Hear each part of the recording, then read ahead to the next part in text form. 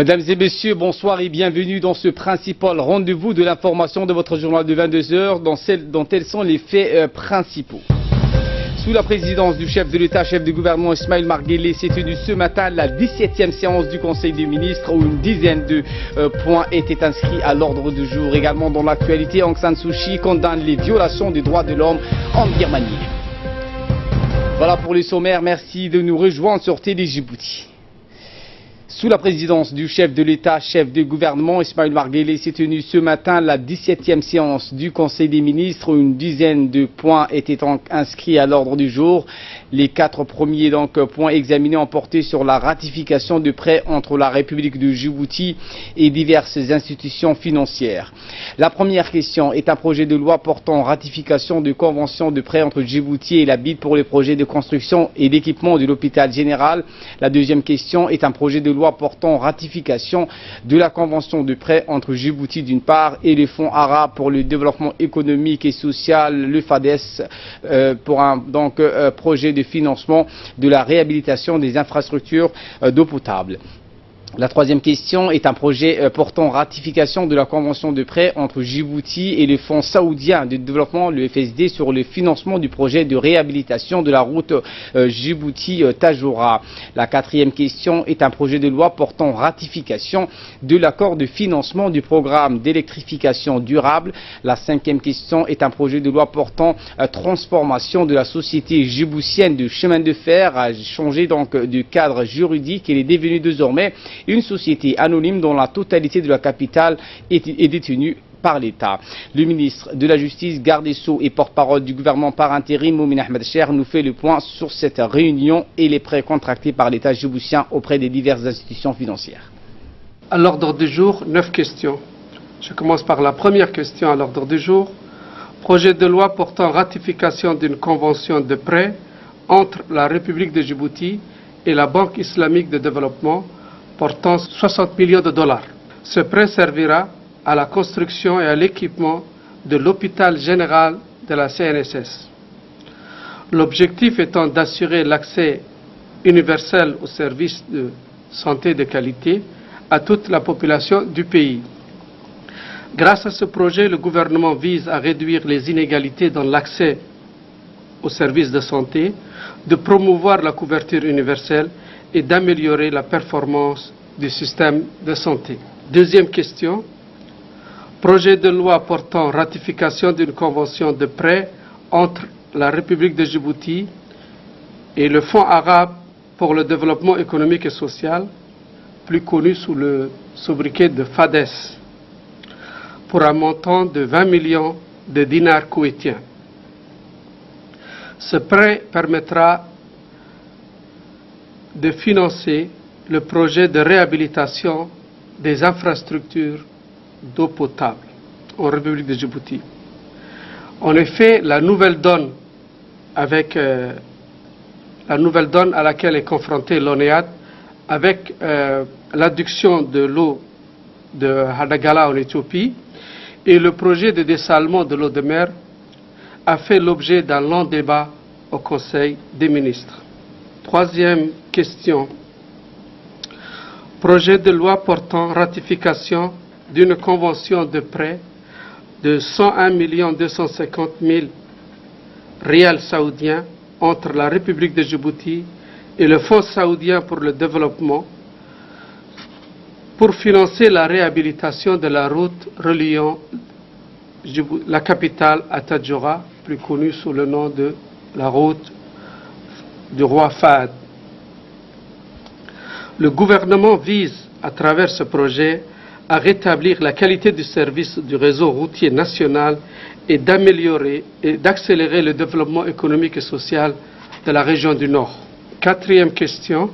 Projet de loi portant ratification d'un accord de financement d'un montant de 23 300 000 dollars US pour l'électrification durable de Djibouti entre la République de Djibouti et l'Association internationale pour le développement, IDA.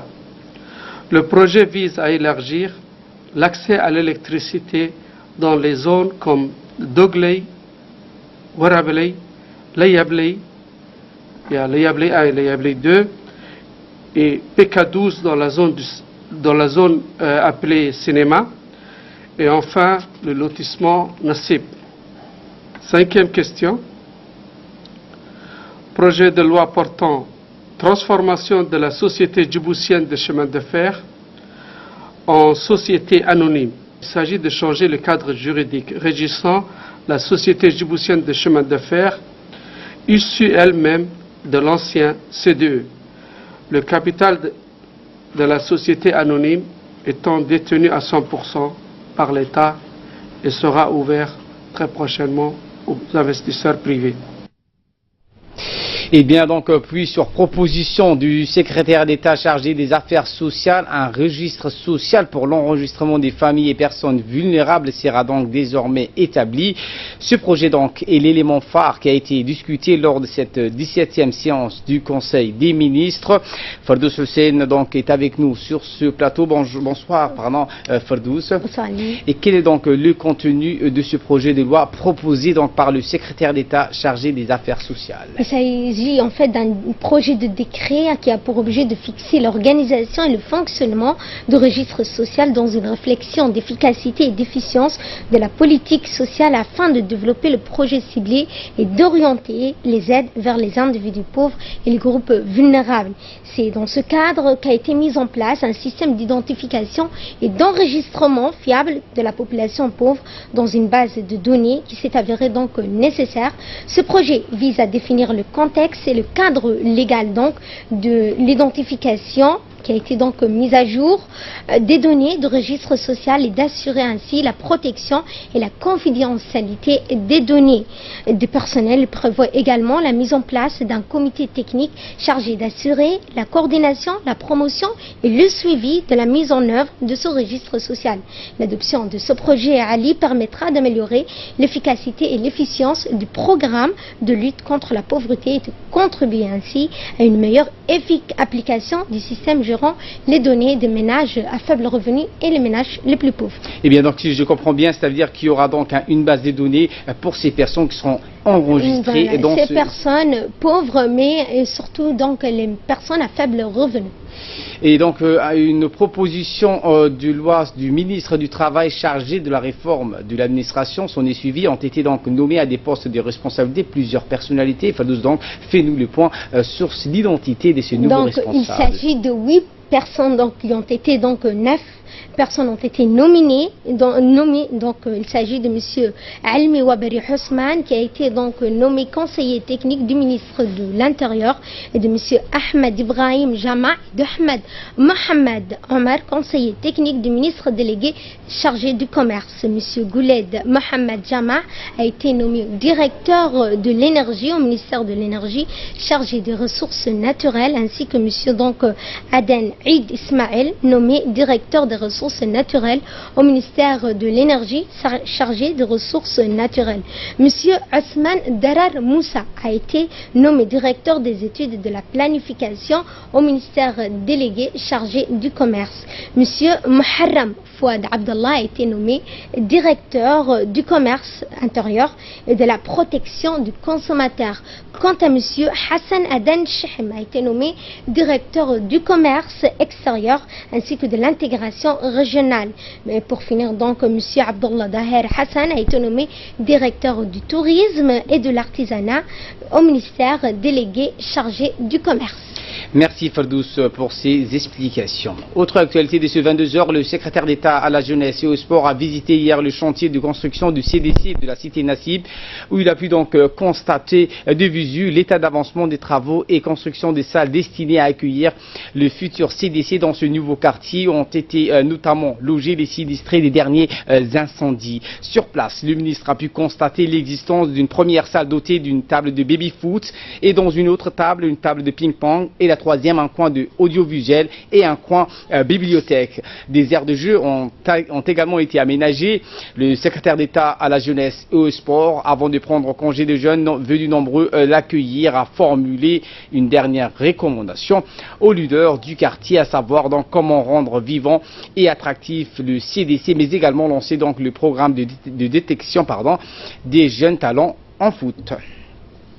Suite aux différents incendies qui ont ravagé plusieurs habitations à Balbala et à Djibouti-Ville, causés donc souvent par les agissements irresponsables des fraudeurs d'électricité en matière d'électricité, nous avons donc rencontré le directeur de l'EDD, Adjama Ali Guélé, pour donc avoir plus d'informations là-dessus. Le directeur a indiqué qu'il avait évoqué avec l'opinion publique la situation et la problématique de l'électricité à Djibouti. Le vol et fraude est un risque mortel pour des destructions d'habitations. À Balbala, nous avons constaté, a indiqué le directeur général de l'EDD récemment, qu'il y a eu plusieurs incendies répétitifs et que nous regrettons cette situation qui a donc aussi été constatée par la population civile. Et l'État donc en conséquent a mis en place des systèmes pour lutter contre la fraude qui cause donc des dommages humains et matériels. De notre côté, a indiqué le directeur général, nous sommes prêts et capables d'alimenter en électricité chaque demandeur d'électricité. Nous avons en place des dispositions pour les ménages à faible revenu pour profiter de l'électricité en mettant donc en place un système de paiement par tranche. Les acteurs de fraude électrique sont des personnes donc inconscientes et donc pourraient être des criminels. De notre côté, nous déployons donc les maximums d'efforts pour améliorer l'accès à l'électricité dans tous les quartiers de la capitale, a indiqué le directeur général de l'EDD, Adjama Ali Guélé. Pour cela, il a indiqué, nous avons obtenu des financements pour satisfaire toute la population, surtout les personnes les plus démunies dans les quartiers. Les institutions immobilières ont trouvé donc des solutions afin d'alimenter les secteurs à faible revenu. Enfin, le directeur général de l'EDD, Adjama Ali, a conclu ses propos en sollicitant le soutien de la population djiboutienne pour accompagner cet effort et celui du gouvernement pour éviter donc à l'avenir les risques d'incendie et des fraudes.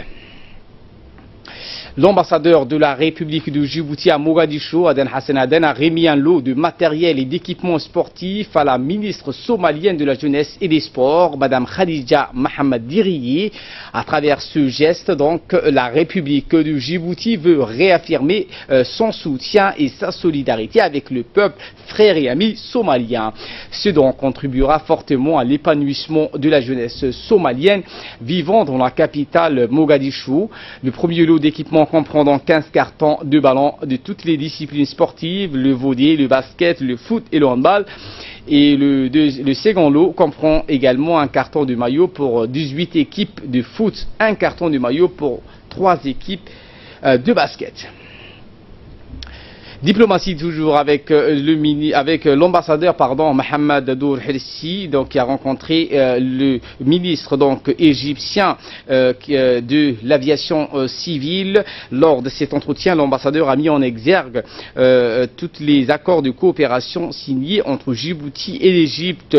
Le président de la République de Djibouti, donc qui a visité le Caire en mois de décembre 2016, a souligné que cette visite donc avait été un symbole donc important pour les accords qui conclut les deux pays, a indiqué l'ambassadeur de l'Égypte, Mohamed Dadour Hirsi.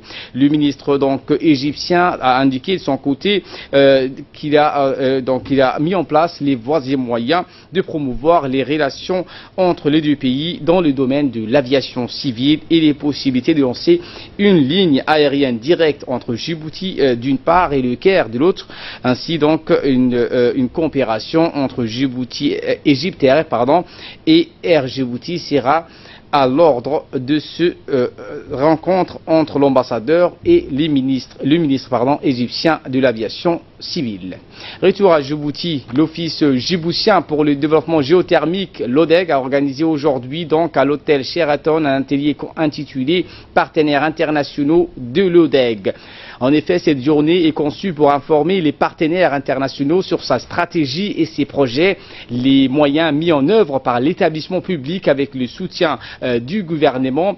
Au cours de cette journée, une présentation donc des principaux soutiens a été également faite dont bénéficie l'Office l'ODEG sur le plan bilatéral et multilatéral ainsi que les projets pour lesquels des soutiens sont encore sollicités. Cet atelier vise également donc à une meilleure connaissance réciproque, à faciliter les échanges et la coordination en vue de réussir le développement de la géothermie à Djibouti dans les meilleures conditions de succès au plan technique, économique, social et environnemental. Était donc invité comme organisation internationale la PNUD, la PNUE, l'ARGEO, l'Union africaine, la GRMF, UAC, la Banque mondiale, la Banque africaine de développement, l'Union européenne, la DFID, l'EAGER, le Fonds Cootien, la JICA du Japon et l'Aikida de l'Islande, la QFW de l'Allemagne, la BGR de l'Allemagne, l'AFD de la France, l'IEA géothermale, la TICA donc de la Turquie et enfin l'US Power des États-Unis. Suivons donc à présent ces quelques réactions suite à la tenue de cette rencontre. L'objectif de cette réunion sera donc de montrer à tous ces partenaires les principaux projets que nous avons mis en place actuellement et qui certains d'entre eux ont déjà commencé, en l'occurrence le projet Galilée-Coma. Et le projet Galilée-Coma qui est un projet financé 100% par le gouvernement de Djibouti. Nous avons aussi le projet Halle Garabaïs financé par le gouvernement du Japon à travers la JICA. Et nous avons aussi présenté le projet Fialé dans lequel l'ODEG aussi participe activement à la mise en place, pour sa mise en place et son exécution à travers une unité de gestion de projet coordonnée par l'EDD. Je voulais juste souligner l'importance de cet atelier qui consiste aussi à orienter tous les partenaires de l'ODEG en leur montrant non seulement ce que l'ODEG a mis en place ces 3 dernières années et en leur démontrant aussi les principales lignes directives que le gouvernement de Djibouti a mises en place pour l'ODEG pour que 2020 pour contribuer non seulement à la demande croissante en énergie en République de Djibouti et faciliter, on va dire, l'investissement à Djibouti par les différents privés. Donc les résultats escomptés, enfin les résultats attendus de cet atelier sera donc de récolter les engagements des différents partenaires de leur engagement, comment ils vont assister à l'ODEG, que ce soit dans le domaine de formation, que ce soit en équipement et pourquoi pas les financements de grands projets géothermiques en République de Djibouti. Également dans l'actualité, le ministère délégué chargé du commerce, des PME, de l'artisanat, du tourisme et de la formalisation organise en partenariat avec l'Institut du cuir du COMESA une formation sur la tannerie dans l'Institut supérieur SKE. L'artisanat de production est la vitrine d'un savoir-faire local reconnu et le reflet de la culture et de l'identité de notre pays. Il permet l'essor d'une multitude d'initiatives qui représentent toutes les possibilités d'emploi et de revenus pour des personnes vivant souvent en marge des économies locales. Les artisans disposent de peu ou pas de formation. Leur apprentissage se fait par conséquent sur le tas. Les produits et les services offerts sont bien souvent les mêmes et leur qualité est médiocre. C'est dans cette optique que le département du tourisme a pris l'initiative de former en étroite collaboration avec l'Institut de cuir de la COMESA, appelé LLPI. Cet atelier a été présidé par le directeur de l'artisanat et du tourisme, Abdallah Dahir, et du côté du COMESA par le professeur Mekonnen Haile Mariam, un expert consultant éthiopien. Cette formation a débuté donc le 18 et se poursuivra donc jusqu'au 22 septembre pour pouvoir offrir aux artisans du pays venus de toutes parts de se former et mieux vendre leurs produits tout en améliorant la qualité. Cet atelier de formation contribuera de façon importante à la réalisation d'un large éventail, l'objectif de la politique du président, son Excellence Ismaïl Omar Guelleh, au nombre duquel la réduction de la pauvreté, la création d'emplois et l'amélioration des conditions féminines. Je vous remercie de votre attention. Assalamu alaikum wa rahmatullahi wa barakatuh. Cette initiative de Madame Fatouma Awali Ousmane, maire de la capitale, qui a donc remanié et donc recadré les tribunaux coutumiers qui vont être reconstitués au niveau des 5 arrondissements qui composent la capitale. Ces instances judiciaires des bases auront pour principale mission de régler les litiges qui peuvent apparaître au niveau des quartiers. Ils vont également décongestionner les instances juridiques supérieures telles que les tribunaux du statut personnel ou charia et les grandes juridictions de tribunal de Djibouti. Au total, 84 sages des différentes communautés ont été sélectionnés. Ils bénéficieront d'une prime forfaitaire. Celle-ci sera allouée par la commune de Djibouti au niveau de chaque arrondissement. Outre le maire de la capitale, le deuxième maire adjoint et président du tribunal coutumier, Khadir Elmi Afhassé, le vice-président de la commune de Boulahaus, était présent à cette réunion. Lors de la réunion, certains sages ont pris la parole pour remercier le maire de la capitale pour sa détermination et son engagement accordé. Donc un privilège aux sages des tribunaux coutumiers des 5 arrondissements que compose la capitale. Une importante réunion regroupant l'ensemble des élus locaux de la commune de Balbala s'est déroulée hier au centre d'autonomisation des femmes. L'ordre du jour de la rencontre a porté sur le bilan des 3 mois d'activité ainsi que la constitution de plusieurs nouvelles commissions. Un plan de développement de la commune de Balbala a été également débattu. Parmi les programmes envisagés, le renforcement des capacités d'intervention, la transparence et la bonne gouvernance. Les élus ont beaucoup discuté de l'accès des populations aux services sociaux de base.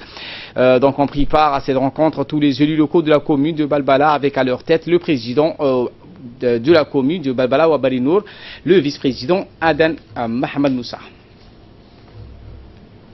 La rentrée scolaire 2017-2018 a débuté hier officiellement à l'Institut islamique à Djibouti, affilié de l'université islamique Imam Mohammed Ben Saoud.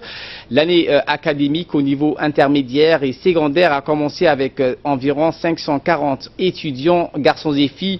L'Institut islamique à Djibouti reflète la profonde relation fraternelle et la coopération éducative entre le gouvernement de la République de Djibouti dirigé par le chef de l'État Ismaël Marguelé et le royaume d'Arabie Saoudite sous la direction du gardien des 2 lieux saints, Sa Majesté le roi Salman Ben Abdelaziz.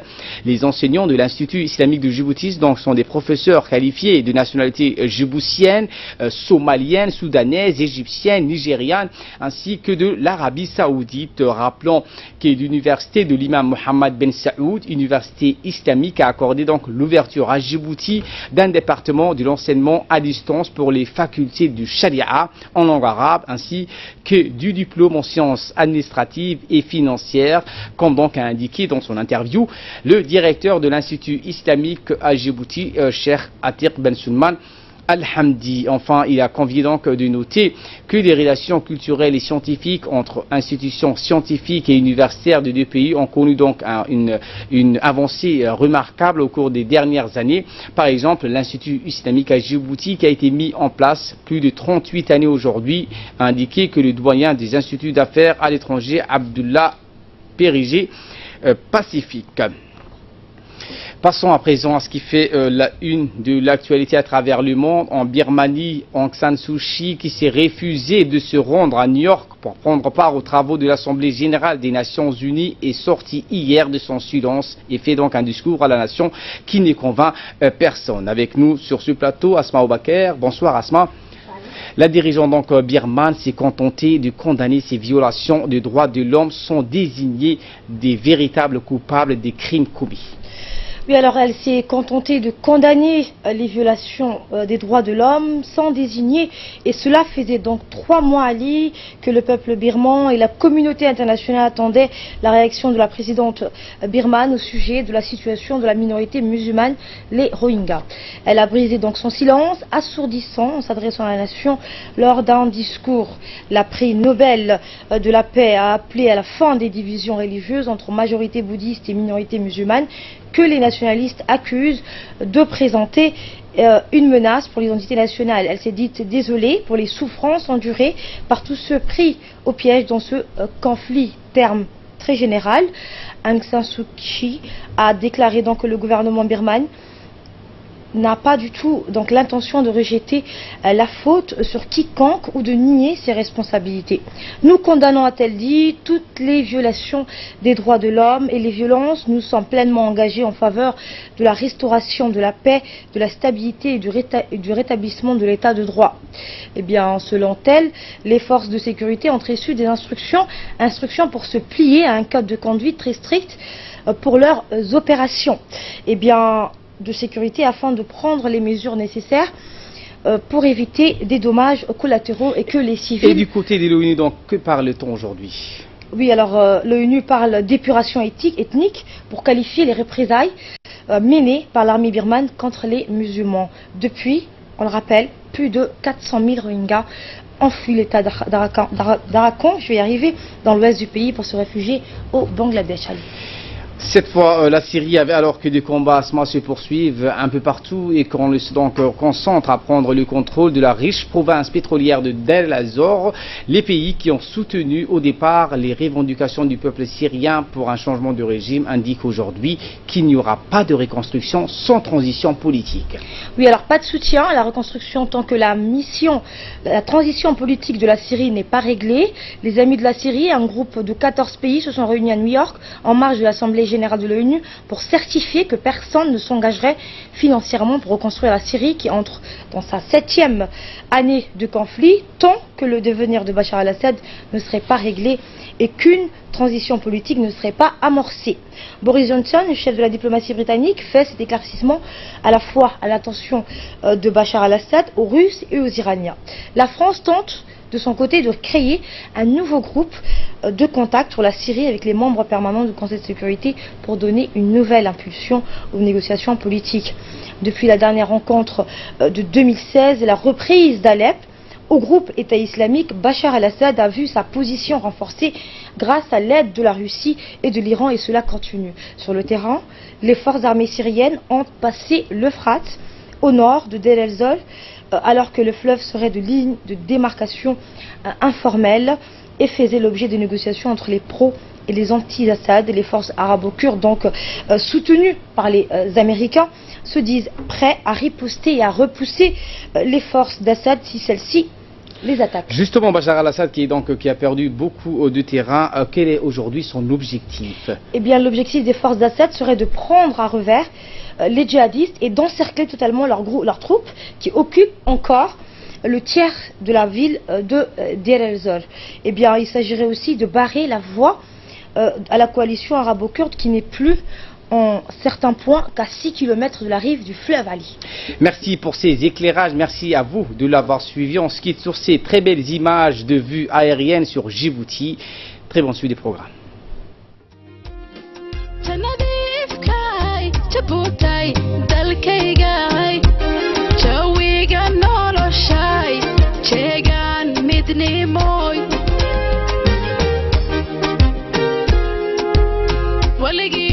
Djibouti, kuchoga wanag Djibouti, adawgin hajaba Djibouti, oh machila la bah Djibouti.